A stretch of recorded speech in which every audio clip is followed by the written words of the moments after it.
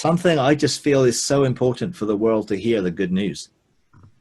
I just don't think most people's version of the good news is very good.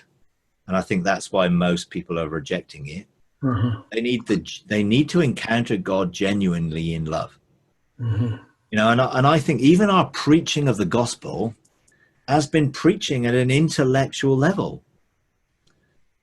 As in, you know, the gospel good news, if you believe this blindly without even knowing God, then you'll be saved.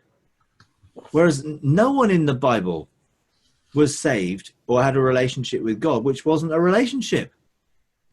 The disciples believed Jesus because they walked with him every day. They weren't asked to believe in someone they didn't meet. Yeah. We need to be introducing people, the world, to the real God. So when they meet him, wow, they will discover how wonderful he is.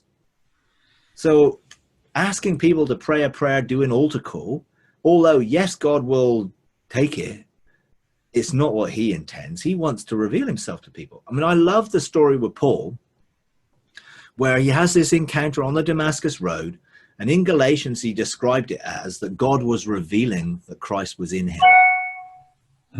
And then when it was like, well, why are you kicking against the goads? Why, Paul, are you resisting what I've been doing in you to try and disciple you? You've been resisting it. And I've been at work in you all this time. And you've been operating with your own blinded mindset of your self-righteous religious rituals, when the truth is in you.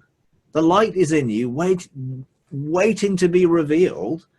And now it's like, okay, Lord, who are you? But I'm Jesus. So I think that's the way God wants to reveal himself to people, as already at work in people. And we need, therefore, to stop telling them they're separated from God and telling them that he's already done everything to make them alive in him. They just need to discover it. I think that's a much better presentation of the gospel. You know, people didn't ever even do altar calls until the 19th century. Go back to Wesley and Whitfield and guys like that. The power of God showed up in God's presence, and people were weeping, having met God. That was what turned them to follow him, not a message of intellectualism without any reality behind it. It's like, I remember reading the story of Wesley, and he was preaching this message, and this lady was wailing and crying. And one guy said to him, well, can't you do anything for her? He says, God already is. What more can I do? God's meeting her.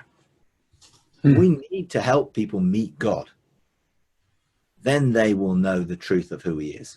A loving God who has given everything and held back nothing.